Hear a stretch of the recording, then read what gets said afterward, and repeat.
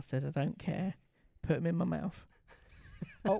So, hey, welcome on today's show. We are going to be talking about Deadfall. I bet I was the last person you were planning on seeing tonight. Ah! Get out! Can you see the top of the set? Is that what that is? Surely the top of the set. Deadfall is a 1993 noir thriller directed by Christopher Coppola of Coppola fame. The movie centres around a con man called Joe, who's played by Michael Bine of Terminator. Bean. Boring. You pronounce it boring. Boring. Yeah, Michael Boring. Yeah. Of Terminator and Aliens fame. I know. Centres around con man Joe, opens up on a drug deal. If you give me the word, I turn this car around. I work for you. If you got a bad feeling about this, let's just go home. Drug deal goes wrong. He's wired. It's set up.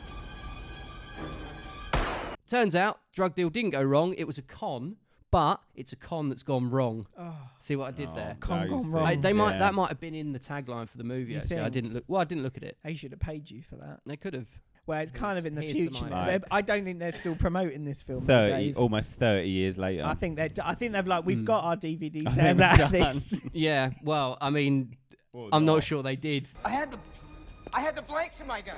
What the hell are you trying to pull, Joe? The gun that Joe used to pretend shoot his dad, who was also in on the con, it's a family business, turns out wasn't loaded with blanks, but was in fact loaded with real bullets.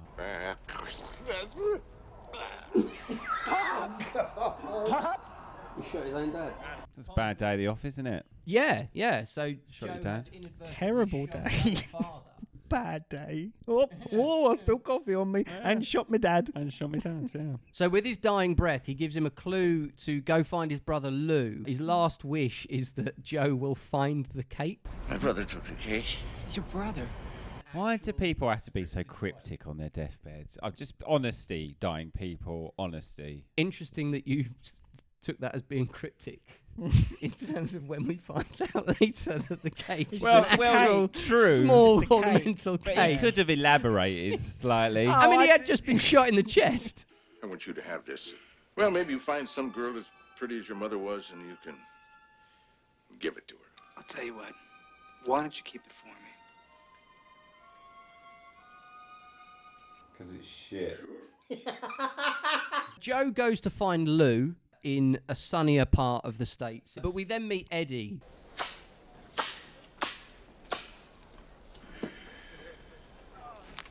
Pick a card. Eddie is played by Nicolas Cage, wearing an impressive fake nose and... Was he wearing a fake nose? Yeah, I didn't know. Oh, no, we did. I did notice it. Please. Yeah. Yes. Please. Come on, let's take a walk, friend. That is not Nicolas Cage's nose. I've never studied his nose that hard, to be honest. We're introduced to the back of Lou for about the first 30 seconds or so of his introduction. Then he turns around and lo and behold, it's James Coburn. Again. And in what can only be described as an Oscar-winning moment of realisation. Yes, I know. That must be kind of a shock, huh? Looks like you've just seen a ghost, friend. For some reason, Joe is then sent to go on a date with Eddie and Diane. Diane is Eddie's He just says girlfriend. go out on the town. Yeah, Yeah. take him out on the town. Oh, yeah, we get the thumbs up from Nic Cage. Why don't you go out with Eddie tonight? Huh? Yeah, do a little bar hopping. He'll show you around. What do you think? I love Nic Cage in this so much. He's fabulous. He is. Love him He so is brilliant. much. He goes on a weird date with Eddie and Diane where they perform a con on none other than Talia Shah. Adrian! Then Diane seems to, once she's away from Eddie, seems to put the moves on Joe. And there's a little bit of a love story, but we can't tell if it's a con because, again, through some very, very good acting, we get a sly little smile to camera, almost. Eddie goes mental. Eddie, subsequent to that, spoiler alert, dies. That's a shame. Joe then joins in on Lou's con. Basically, Scissorhand guy is the guy that they want to con. But in order to meet the man with the scissor hand, he first has to get past a chap called Morgan Grip. Fats. Also known as Fats, yes, played impeccably well by Charlie Sheen. But that, my friend, was poetry. I would imagine the height of Charlie Sheen's Charlie Sheenness. +1. That's a cocaine finger, isn't it? Yeah. That's probably just Charlie Sheen's nail. Early 90s, I imagine Charlie Sheen was full Charlie Sheen at the time of filming. Allegedly. Full of what, Dave? Like everything. Everything. I'd he like could get his I'd like hands to on. distance myself from this comment. Once again, Dave has embarrassed the show. Yeah, well, yep. Here we go. Yeah. Oh, I wonder why I get cancelled all the time. Charlie Sheen was sniffing everything. Absolute given. I mean, it's a well-known rumour that he used to sniff coke out of whores' bumholes, isn't it? That's a... Allegedly. I think you can Google. well known. You can Google that. I'm sure you can Google a lot of things, Dave. Yeah. Well, yeah. We also meet Sausage. Sausage. Set it up. Sausage. Charlie Sheen's faithful assistant. Yeah. Goes nowhere with that. There's no relevance to him, but it's nice that he's called Sausage. Oh, I do. You feel that relationship when he sneezes. Oh, sausage. He doesn't even have to say it. It's like an angry dad. And he's Yeah. like, oh, I'm getting beaten. later." No, you are right. That does. You do feel that. Do we then-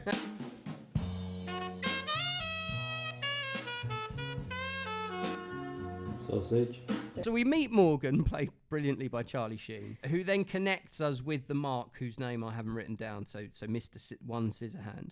Goddamn. I'm good.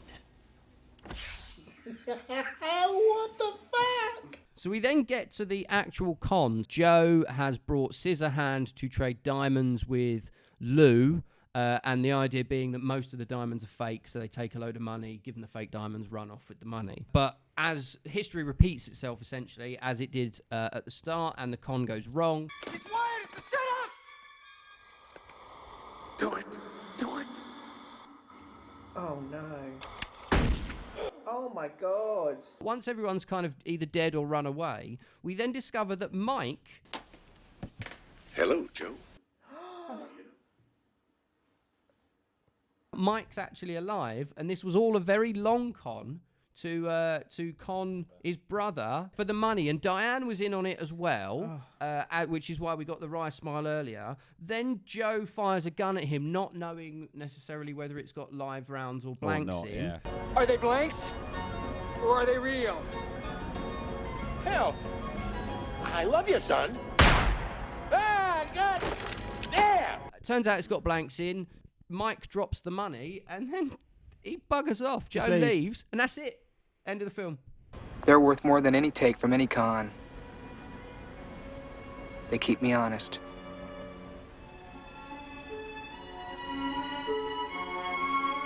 Wow. That's a ride, wasn't it? That was a ride. This is the best Nicolas Cage I've ever seen. Bitch! Oh, come on, bitch! All right! Okay, baby girl, who sent ya? It's mental. It's brilliant. It is brilliant. Lou thinks she might be hot. Time to kiss the baby friend.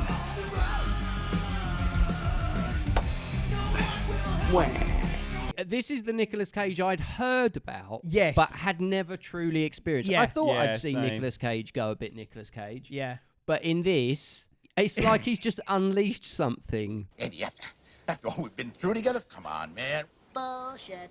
Bullshit. He is absolutely incredible. Maybe I don't have the same cravings as you, Eddie. Now come here, you. This is the fucking strangest. We're introduced to him, Nicolas Cage's character of Eddie, at like about 15 minutes into the film. I'll tell you what. If it's a high card, I'll tell you who I am. And if it's a low card, I'll tell you who you are. Is that a deal? Why is he not moving his mouth? He just every scene he's in, he's so bizarre. You can't watch anything but him. Hell has gotten into you, man. What is this? Oh, what the hell's gotten into you, Eddie? What is this? Oh, that's really good, Lou. That's like a poker face, like a fucking statue. Pick a card! Nick Cage's character of Eddie is like Lou's like top guy. He's his henchman. Yeah, top henchman. But then God, when he's your top guy. yeah. Yeah, things aren't going great, are they? Things ain't all well at the ranch. Someone's trying to kill me, man! Eddie is immediately and fairly unsubtly jealous of the fact that Joe has arrived, because he thinks Joe's going to muscle in on his territory. Because he's Lou's nephew, he knows that he's been a con artist. They then go to a titty bar, basically. I don't know what else to call it. Other than, is there a better word than a titty bar? Strip club. Strip club. How about a ladies' performance night, Dave? Yeah. To try and set Joe up, sends Joe over to Big Baby to collect on some like extortion money or collect on a debt or something. Leaves the club with Diane, thinking that Joe's going to get beaten up. What are you up to, Eddie? I'm not getting off. Not getting off.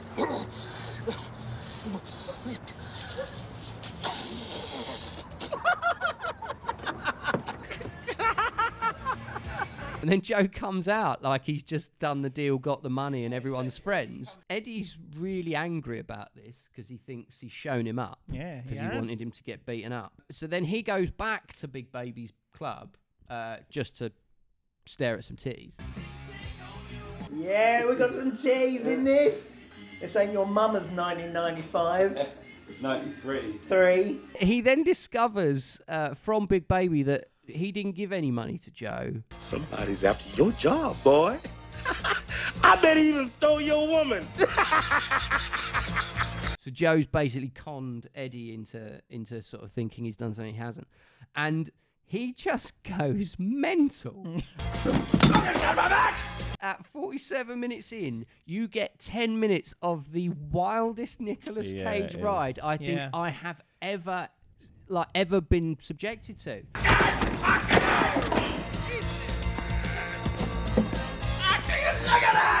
He then goes outside the club and a man attacks him, tries to kill him, who's apparently sent by Sam Peckinpah, who I don't know who that is. No, nor do I. So there's a song written by a band called Snot called Deadfall, and the lyrics inspired are by this, isn't it? Yeah, and they reference Sam Peckinpah in that as well.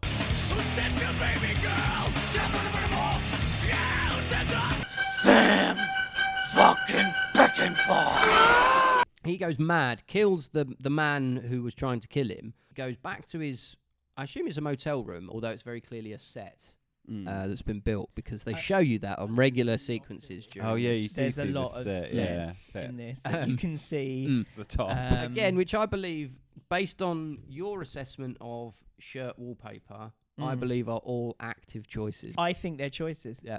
And my theory being that because it's a con, everything's fake. So, hey, here's the set. Here's the boom pole.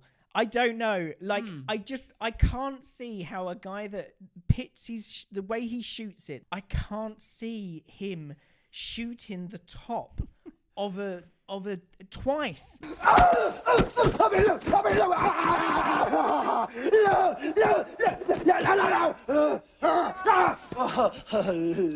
Eddie goes crazy, goes back to his hotel room where Diane is. What am I, a fucking retard, man? Am I a fucking retard, huh? So then goes to see Lou. Crossing little fucking filthy double crossing filthy fucking goddamn fucking filthy little brat. Takes him prisoner, ties him up, puts the chip fryer on as if he's going to boil Lou's head. Joe dives in and pulls Eddie's wig off. Pulls Eddie's wig off and then boils his head in the chip fryer.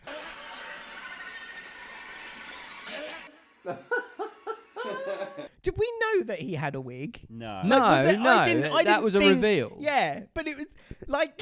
It was a brilliant reveal because his wife distracted him so his head could get boiled. Yes, that's a choice. They chose to do that. They chose to put a wig on him. I think Nicolas Cage chose to put a wig on him. The wig kind of suits the character, I guess. And the fact he wears a wig suits the character because it is this weird facade that he presents. I suppose it's the final reveal before he dies. It's fantastic. It's just wild Nicolas Cage, and I could watch that 10 minutes on repeat. He's trying to steal the limelight. But we haven't said yet. Nicolas Cage is Christopher Coppola's brother. So they are siblings. He's part of the family. So he's part of the family. He's part of the whole thing. And I wonder whether or not he's either trying to steal the limelight because it's his brother's movie. What's it like working on a picture with your brother? Difficult. Or if he's been asked because his brother knows how wild he is and the fact that he's up and coming. So I wonder if his brother sort of said, no, I'll have him in it and I'll just let him be like he used to be when we were kids. He basically did whatever he wanted. I fought him a couple times about taking off his sunglasses so the audience could see his tortured sad clown eyes, which would help explain why he was so over the top. He stomped his feet like a bratty little brother, but he took off the glasses in 2 scenes for me. It didn't really help. He did another film called Palmer's Pickup, and there is a scene with Grace Jones in it. Pardon me? What did he just call us? A freak? Mm-hmm. A freak. And she's attached to this man, and they're in like some. It's Attached meant in what way? Like Sorry, at the that hip. needs some kind At the hip, as though they are. Conjoined. Yes, but they're not. Right. Got a bit of distance between them. Yeah. Well, Also, like he's meter white and cable? she's black, so I assume that doesn't happen. I don't know. Maybe that does happen. Mm-hmm. Unkind. Rude. Yeah. Like, it looks really weird, low budget, but like in a glorious kind of way. Are you sold on this then? I am going to watch He's it. become a fan. Whether we watch it on this or whether I just watch it personally, because there's something about it that just looks awful. Yeah. Let me ask you something, champ.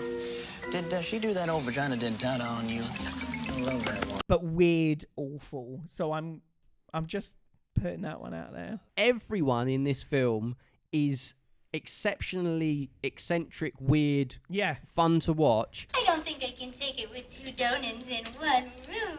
I'm getting a woozy. With the one key exception of Joe, played by Michael Biehn, and he is so dull. Yeah.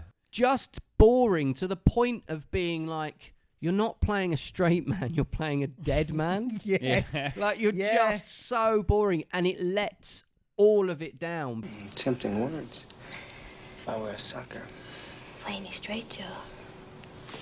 Drop it, Diane.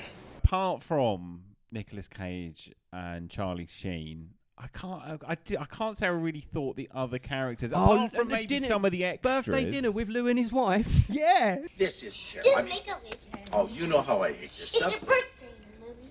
Oh, you sweet cheeks! Why did But I just kind of found her annoying. Oh, she was, Yeah, but she's just one scene, and it's like, here's your character, go mad with it. You must be the baby.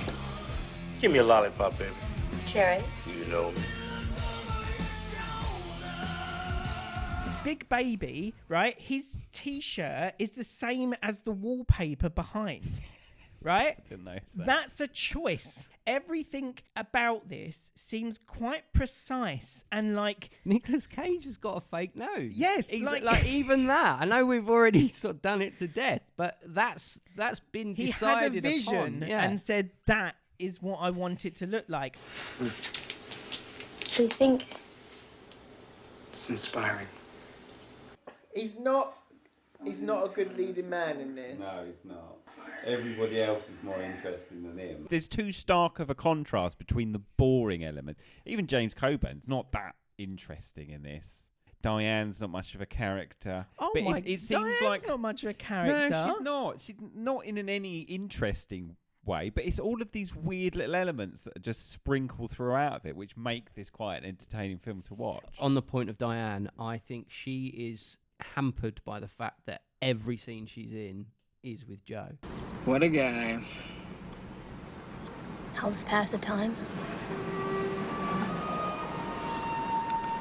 It's more to life than just passing time. Isn't there, Diane? And I think if you're going to do the straight man, I think there needs to be more weirdness from the other characters around him. Because like I said... more than you get from Eddie, who makes the word fuck last about 15 seconds. And Charlie Sheen, who goes on one of the most random monologues. It's all geometry, really. Isosceles triangles, pentagons, octagons. etc., etc.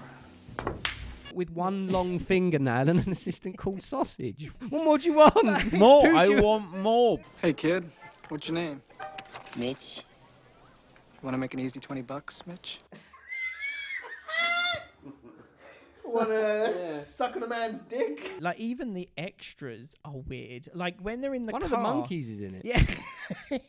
Do you have a nice happen? Salted or unsalted? It's one of the monkeys, isn't it? When they go in the car to take him to the final con, the two henchmen next to Scissorhand they're just weird. One of them's got weird eyes and he's staring at him weird. The other one's in a vest. One of them's in a vest with really thin arms. They're all Choices. really weird. Choices. Bold choices.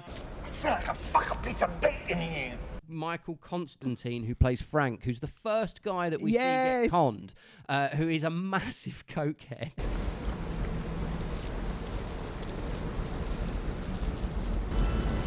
I'm seeing angels. Who's wonderful. But then it turns out he's also in on the con with with Joe's dad, Mike. That So was he turns all up a at the end. setup. All Yeah. of it was a setup. So even then, Joe was being conned by the con artist. This film, unfortunately, hasn't done that well with the critics, despite Tom's glowing recommendation for it. It's got 0% on Rotten Tomatoes. 0%? 0% from critic reviews. That's ridiculous. I think it's got a bit more from that's ridiculous. And what like did consumer reviews? Tell They're not me, called Dave, consumer what reviews. what did the critics give The Last Jedi? What did they give that film? I don't know, Dave? but you know, what did they give that? They must have given it some extra points for taking risks. They Any guesses on the budget for this? 7 million. 4 million. Estimated budget of 10 million. So pretty decent budget for not, early 90s. Yeah, like, 1993 this film came out. Which again kind of suggests there's a lot of choices been made in this film. Yeah, I was going to say that's all evidence because does it lead to looks bad for a 10 million film. It does look bad, but I imagine most of that's probably gone to pay the actors because there's a lot of names in this. Is he one of the Ford Coppolas? Or probably not. Michael Bine with Nicolas Cage. Does that mean Nicolas Cage is not the main? James Coburn. There's some names in this film, isn't there? Peter Fonda. Bloody hell! Why have I never heard of this? Might be about to find out. 10 million budget. How much do you think it grossed? I've got a funny feeling it's like shit all. What's that in money terms? Shit all, like less than $1 million. I'll go 2 million. Film grossed $18,000. Oh, do you know how much of that it made in its opening weekend? Which is quite impressive. All of it. All of it? 50% of it in its opening weekend. I think that's deadly sad. It is sad because there is an entertaining film buried in here. There's an entertaining film that you can find in it as long as you can avoid being put off by the boring stuff. By the main characters. Although on some occasions, Michael pulls out some bangers. He's good value in terms of some of his facial expressions, the way he reacts to things. He's terrible. We're burying your father in Potter's Field. He's already in the box. He's so flat in other bits that you can't he's so flat you can't forgive it. Yeah, I know what you mean. I know what you mean because it hurts when I watch it. Because I'm like, this is such a shame. Yeah. I do want to add, I think the cinematography in this is actually pretty good. Yeah. There's some really good shots, really good direction. There's lots of really nice shots in this. Apart from the shots where you could see the top of the studio. But they're still great shots. Or the boom mic dropping. Or the boom mic dropping. Maurice Alberti. Oh, she was cinematographer on The Wrestler. Velvet Goldmine. Creed. Cinematographer on Creed. She knows. So there you she go. Knows her shit. The Kitchen, which is a fairly recent film. So it's clear there's some talent there. Yeah. It's some amazing Which talent. again is not overly surprising when you consider it's a 10 million budget directed by one of the Coppola family. Put the gun down. I think I will give this film 2.5, I think. And most of that is just for Cage, pretty much. Yeah. Because this film is certainly worth watching just for him and for Charlie Sheen. The rest of this film is so bland, it drags it down. Definitely watch all of this as well. For all I have just shat all over it, watch it because Still giving it 2.5. I'm still giving it 2.5 because the more it went on, the more I was intrigued to find out what was happening. And then Nicolas Cage goes mental and you see more and more of him. And it's like, what is happening? And you want to watch him. And it's almost worth hanging around for the boring bits just to see him again. I'm going to go with 4 out of 5. On second watch, I found it just as interesting. And I found new things to look at. Shake. Fuck off, mate. That's pretty rare with these. Yeah, it is. Usually the second watch ends up deadening it for you. Oh, God, bit. yeah.